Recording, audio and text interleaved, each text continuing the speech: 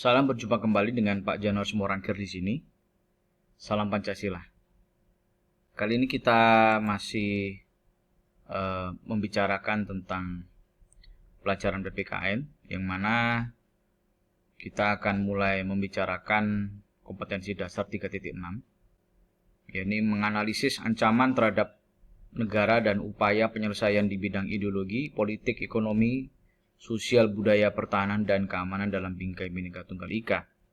Sedangkan KD 4.6-nya menyaji hasil analisis ancaman terhadap negara dan upaya penyelesaiannya di bidang ideologi, politik, ekonomi, sosial, budaya, pertahanan, dan keamanan.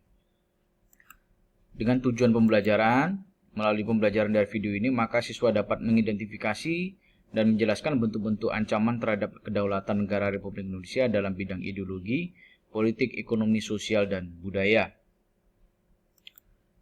Kita langsung saja. Saya mulai dari pengertian ancaman. Menurut KBBI Online, mengatakan ancaman adalah usaha yang dilaksanakan secara konsepsional melalui tindak politik dan atau kejahatan yang diperkirakan dapat membahayakan tatanan serta kepentingan negara dan bangsa. Maka dalam kehidupan berbangsa, penting kita untuk mengantisipasi terjadinya ancaman-ancaman terhadap negara kedaulatan Indonesia. Nah, ancaman-ancaman apa saja yang ditemui oleh bangsa kita? Yang pertama adalah dalam bidang ideologi. Dalam bidang ideologi, maka ancamannya berbentuk ideologi asing. Kita tahu ada banyak sekali ideologi-ideologi yang tidak sesuai dengan Pancasila. Nah, maka dalam bidang ideologi, ancaman dalam bidang ideologi, maka ada suatu upaya untuk mengganti ideologi Pancasila di Indonesia. Nah, ideologi ini sangat berpengaruh penting bagi kehidupan bangsa kita, karena ideologi ini merupakan cerminan dari konstruksi bangsa Indonesia. Yang kedua, politik. Nah, politik di sini adalah suatu upaya yang mana suatu siasat untuk memecah belah atau ingin mengambil kedaulatan bangsa Indonesia, yang mana bisa datang dari luar dan dalam negeri. Yang ketiga adalah dalam bidang ekonomi, yang mana bersumber dari persaingan ekonomi akibat globalisasi. Nah, ancaman dalam bidang ekonomi ini, contoh-contohnya misalnya merebaknya di dalam negeri, yaitu barang-barang impor, yang mana barang-barang impor ini adalah barang-barang yang bukan produksi anak Indonesia. Ini lebih digandrungi oleh masyarakat Indonesia daripada produksi dalam negeri. Nah, ini sangat berpengaruh sekali terhadap kehidupan perekonomian anak-anak atau bangsa Indonesia. Oleh sebab itu, jargon cintailah produk-produk Indonesia itu merupakan suatu bentuk upaya untuk kita bisa menanggulangi ancaman terhadap bidang ekonomi. Yang keempat adalah sosial dan budaya, di mana ancamannya bersumber dari masalah sosial dan interaksi sosial. Nah, kita tahu ada banyak sekali masalah-masalah sosial, masalah-masalah sosial di Indonesia, Contoh kemiskinan, kemiskinan, pengangguran. Ini bisa saja menjadi suatu alasan orang untuk melakukan suatu tindakan-tindakan di luar dari hukum, Orang bisa melakukan terorisme, dan lain sebagainya. Dan selain itu juga bisa berbentuk budaya. Contoh apa? Hedonisme. Ini merupakan suatu bentuk yang juga bisa merusak bagaimana kehidupan budaya yang baik dalam masyarakat di Indonesia. Nah, ini berakibat pada karena ini bisa juga berdampak pada bagaimana pola kehidupan bangsa Indonesia. Maka kita harus mewaspadai ancaman dalam bidang sosial dan budaya. Nah, tadi penjelasan bentuk dan contohnya. Nah, kita langsung saja pada membicarakan kasus-kasus nyata yang pernah terjadi di Indonesia. Di depan kita ada fakta kejadian selama masa pandemi. Ini adalah suatu kasus di mana para petani ya, sedang menunjukkan kondisi di mana mereka sangat menderita oleh karena gabah mereka tidak laku, gitu ya. Oleh karena mereka tersaingi oleh gabah dari luar, beras impor dari luar negeri. Nah, ini yang dari kasus pertama. Dari kasus kedua, di sini kita tahu semua ya bahwa dalam bulan lalu pernah terjadi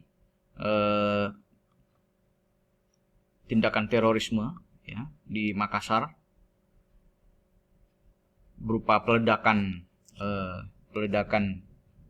bom ya di depan gereja. Kemudian juga terjadi penembakan di Mabes Polri gitu ya. Dan selain itu juga yang kasus ketiga ini adalah kalau kita bisa lihat ini merupakan profil kemiskinan di Indonesia September 2020. Dan kalau kita lihat di sini ini merupakan suatu jumlah persentase penduduk miskin di Indonesia. Kita bisa lihat dari pergerakan fluktuasi dari tahun ke tahun gitu ya. 2013 sampai September 2020 gitu ya.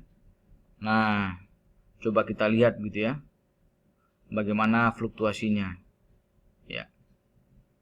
Ini merupakan gambaran dari profil kemiskinan per September 2020.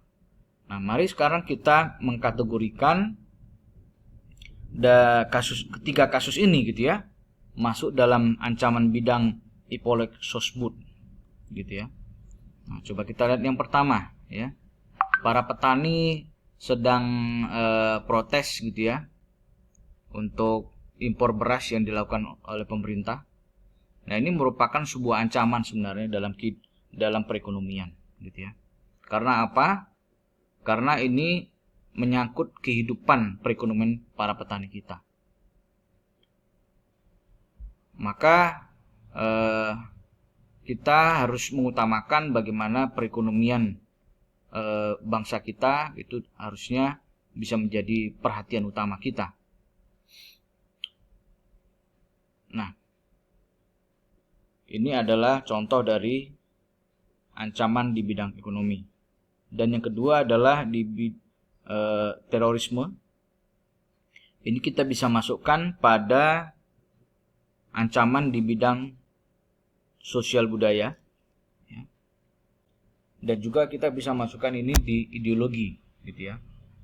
Karena orang-orang yang melakukan terorisme itu bisa jadi ingin memaksakan sebuah ideologi untuk bisa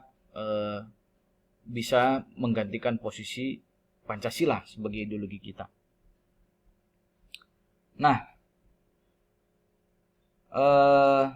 yang selanjutnya adalah kemiskinan ya. Tingkat kemiskinan di sini ini menggambarkan bagaimana kemiskinan terjadi di Indonesia. Ya. Nah, kalau kita melihat saja dari bulan September 2019 ke September 2020 ya. Ini merupakan suatu angka kemiskinan di mana antara bulan Maret ya.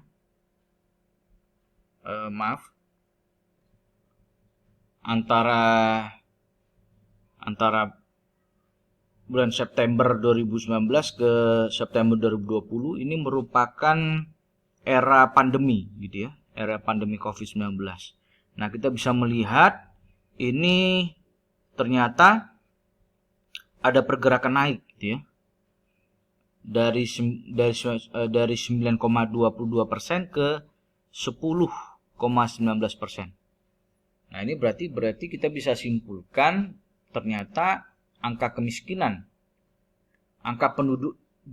jumlah penduduk miskin di Indonesia itu meningkat dengan cepat gitu ya di era pandemi COVID-19. Nah, ini menjadi perhatian kita semua ya, kondisi perekonomian yang mana dengan alasan perekonomian bisa jadi orang melakukan hal-hal yang di luar dari hukum gitu ya. Bisa terorisme gitu ya, gampang sekali untuk dijadikan bagian dari terorisme gitu ya. Nah, kalau kita mau memahami lebih mendalam lagi ya, bahwa angka kemiskinan ini dipengaruhi juga oleh karena adanya pemutusan hubungan kerja gitu ya secara besar-besaran akibat PSBB. Nah, ini meningkatkan juga angka pengangguran. Nah, pengangguran itu juga merupakan hal masalah sosial yang tidak bisa kita remehkan gitu ya. Karena ini berpengaruh nanti pada cara berpikir masyarakat gitu ya di dalam menjalani hidup. Baik.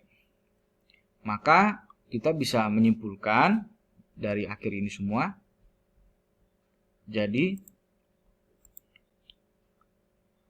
ketiga hal ini ya, baik isu impor gabah, teroris, bahkan peningkatan jumlah kemiskinan di bangsa Indonesia, ini merupakan suatu bentuk-bentuk ancaman gitu ya. Kondisinya bentuk-bentuk ancaman terhadap IPOLEK Sosbud, ideologi, politik, sosial, dan budaya. Yang mana secara khusus ancaman yang kita lihat adalah bidang ekonomi, ideologi dan sosial budaya, serta ekonomi. Baik, dengan demikian itu saja yang mau saya sampaikan. Semoga ini menambah wawasan kita sebagai bangsa atau warga negara Indonesia untuk kita bisa ikut memperhatikan bagaimana kondisi bangsa Indonesia. Saya akhiri pemaparan video ini. Tuhan memberkati. Tetap menjaga protokol kesehatan dan salam Pancasila.